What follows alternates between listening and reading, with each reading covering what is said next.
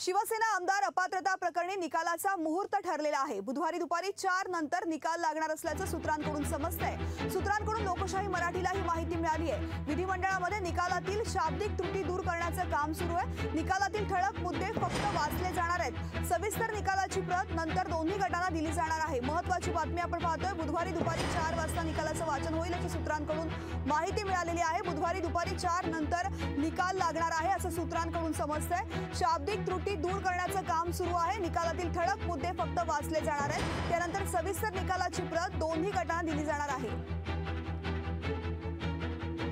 चेतन ननावरे आमचे प्रतिनिधी सध्या आपल्या सोबत आहेत। चेतन, अपडेट्स।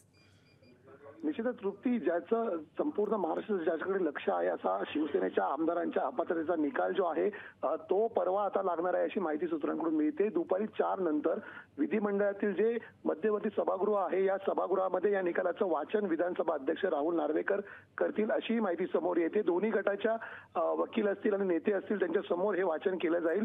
संपूर्ण निकाल खूप मोठा असल्यामुळे त्यातील ठळक मुद्दे आहेत त्याचं वाचन अध्यक्षांकडून केलं जाईल अशी माहिती समोर येत आहे। आणि एकूणच सविस्तर निकालची प्रत आहे ती दोन्ही गटांना नंतर पाठवली जाईल।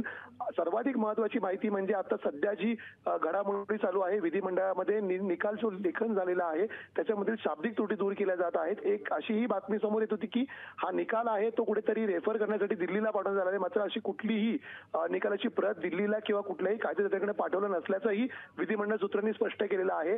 त्यामुळे अनेक गोष्टी आहेत, अनेक चर्चा घडत आहेत, मात्र या चर्चांना कुठेतरी पूर्णविराम देत आता विधिमंडळातून जी माहिती समोर येते त्या आधारे परवा दुपारी 4 नंतर हा निकाल आहे तो समोर येऊ शकतो। त्यामुळे शिवसेना नक्की कुणाची आहे हे परवा दुपारी 4 नंतर स्पष्ट होणार आहे। तृप्ती, चेतन, धन्यवाद संपूर्ण सविस्तर माहितीसाठी।